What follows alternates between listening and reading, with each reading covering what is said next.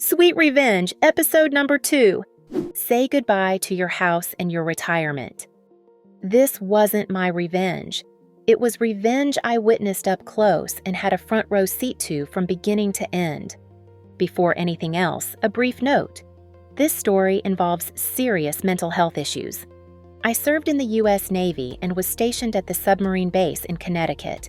During training, I met a guy who ended up in the same specialty school as me. We'll call him Bill. Bill didn't fit the stereotypical image of a sailor. He was short, a bit overweight, and wore glasses. What he lacked physically, he more than made up for intellectually. He was extremely smart, analytical, and calm under pressure. As a future sonar technician, he was exactly the kind of person the job required. If he had made it to the fleet, he would have done very well. The problem started with 2 of our instructors. They were petty officers who believed physical fitness was everything. They acted like elite warriors, even though our field was heavily technical. You're selected for this job because of math skills and computer aptitude, not because of how much you can lift. We had physical training 3 times a week. Bill passed all the official fitness requirements, but he wasn't extreme about it. That was enough to make him a target. The instructors constantly singled him out, mocked him, and verbally tore him down in front of everyone. They called him lazy, fat, useless, and worse, despite the fact that he met every formal standard. Eventually, Bill pushed himself too hard and injured his knee. He went to the base doctor, received official paperwork, and was placed on light duty so the injury could heal. The instructors chose to ignore the medical orders and threatened to remove him from the program if he didn't continue full workouts. Bill kept going anyway. The injury worsened, and so did his mental state. At the time, access to mental health support in the Navy was extremely limited. The only real option was speaking with the chaplain. Our chaplain was a small, soft-spoken woman who was always kind and approachable, but she also held the rank of captain. Bill scheduled a meeting with her. When he told the instructors he would miss class the next day to attend it, they went after him again. They insulted him, told him he was weak, said no one would care about his problems, and warned him they would make his life even harder if he didn't show up. Under that pressure, Bill canceled the meeting. That same night, his girlfriend broke up with him. For someone already under constant stress and humiliation, it was one more blow. Around 3 a.m., Bill called me. I couldn't understand what he was saying.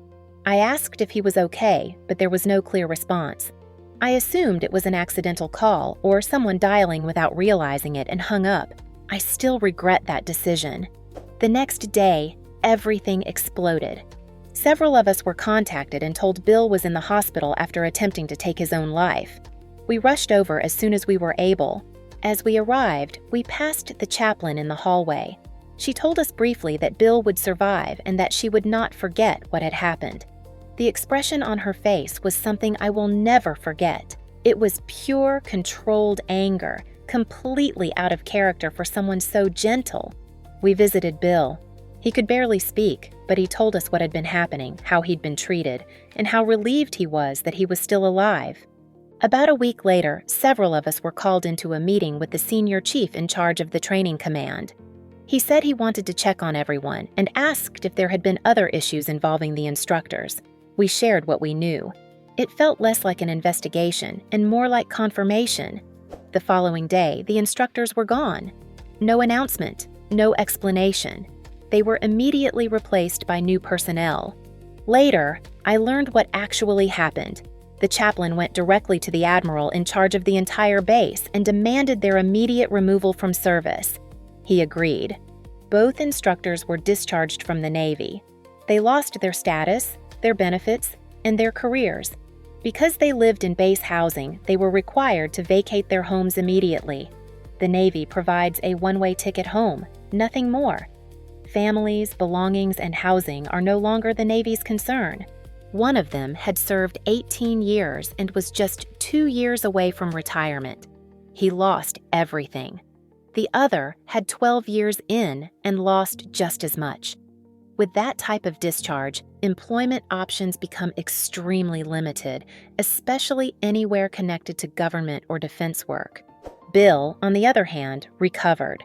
He received an honorable medical discharge, lifelong benefits, and access to proper care.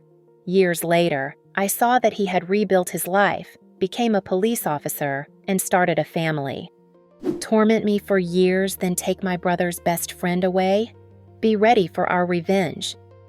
I want to start by saying that this story is long. I was not the mastermind behind the revenge that came later, but I played a crucial role in it, and I feel the need to explain why I did what I did. I grew up in a single-parent household with my mom and my older sister, who I will call Lilith for the sake of this story. Lilith is 4 years older than me, and a big part of why she turned out the way she did is because she spent the first years of her life as an only child. She had both parents' full attention and was spoiled constantly, always getting what she wanted. Then I came along, and suddenly she was no longer the center of everything. When I was 2 years old, our parents divorced, my father moved out, and my mother was left alone to raise the two of us. From very early on, Lilith made it clear that she did not want me around. Over time, that turned into constant bullying. She insulted me, broke my things, blamed me for our parents' divorce, and when we were younger, there was physical aggression as well. At school, it was even worse. She encouraged her friends, who were older than me, to target me too. Because of that, I had almost no friends growing up. No one wanted to get close to me because being associated with me meant risking her attention. Lilith constantly reminded me how much better she was than me. When I was a child, I genuinely believed her. She was prettier, popular, wore nicer clothes, and was into fashion and makeup, while I was still a quiet kid who preferred books and stuffed animals. You could say it was just childish behavior, but the problem is that it never stopped. As we got older, it only got worse. By the time Lilith was 16 and I was 12, nothing had changed. I thought that if I did everything she asked of me, she might eventually accept me. Instead, it only encouraged her to take advantage of me even more, cleaning her side of the room, making her food, bringing her drinks, doing the chores our mom asked her to do, even giving her my allowance. All of that became normal, and despite all of it, she was never even neutral toward me. One of the most painful memories I have is the argument she had with our mom over a prom dress. Our mom tried to calmly explain that she couldn't afford such an expensive one and that Lilith would need to choose something cheaper. Lilith exploded. She screamed that the money would be there if our dad hadn't left, that it was our mom's fault, and that she shouldn't have to suffer because our mom had to work so much. That night, our mom cried. I never forgave Lilith for that. A few years later, my mom started dating a man I'll call Matt. Matt was genuinely a good person. He made an effort with both of us, spent time with us, and even took me and Lilith out separately so we could each have one-on-one time with him. When I was 13, they got married, and we moved in with him. For the first time in my life, I had my own room and a sense of stability. That's when I met his son, Mega. He was older than me but younger than Lilith, and at first I was scared of him. I thought he would be just like her. I couldn't have been more wrong. Mega was patient, kind, and supportive. He helped me with school, encouraged me to read, let me use his consoles, and never made me feel unwanted. He was the first person who made me feel like I actually had a real sibling. For a while, Lilith faded into the background, but that didn't last. A few years later, Mega brought home his best friend from university, Nick. The two of them were inseparable. They spent almost all their free time together, and it was obvious that they had a genuine, strong friendship. The first time Lilith saw Nick, I knew it wouldn't end well. Despite our warnings, Nick was quickly charmed by her.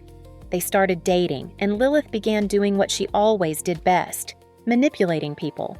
She isolated Nick, turned him against Mega, and constantly played the victim. Whenever Mega and Nick spent time together, Lilith would guilt-trip Nick for not giving her enough attention. After arguments with Mega, she would message Nick and twisted the story in her favor. Over time, Nick started siding with her more and more. Everything came to a head one weekend when our parents were away and Lilith was supposed to be in charge. She was given money for food, which she spent entirely on herself. When Mega confronted her and informed our parents, Lilith called Nick and convinced him that she was being mistreated by us. Nick came over and told Mega outright that if he had to choose, he was choosing Lilith. That night, I listened to Mega cry. That was when I realized that if we did nothing, we would lose him completely. That was the moment we started planning. For Lilith's 21st birthday, I suggested recording a video of her getting ready and of the party itself. She loved the idea and never saw me as a threat. I recorded everything: her friends, their conversations, their laughter, and also things she never should have said out loud. During the party, I turned on the recording using a projector. At first, everyone was laughing. Then the clips started showing the real Lilith, her manipulation, her lies, and her bragging about how she had intentionally destroyed the relationship between Mega and Nick. Everyone in the room grew more and more shocked by what they were seeing on the screen. Lilith started screaming at me, demanding to know how I could do this to her. She tried to force me to turn it off, which only made her look even worse in the eyes of everyone there. I completely ignored her and calmly wished her a happy birthday. For the first time in my life, I felt no fear. A few days later, Nick apologized to Mega. Their friendship survived, though it was forever marked by the experience. Our parents were deeply shaken by what they had seen, and a few months later, Lilith moved out. Today, we have no contact with her. Mega and Nick are still friends, and for the first time in my life, I feel peace, and the sense that justice, finally, truly worked. Thank you for staying with me until the end. And if you have your own sweet revenge story, be sure to share it in the comments. See you next time.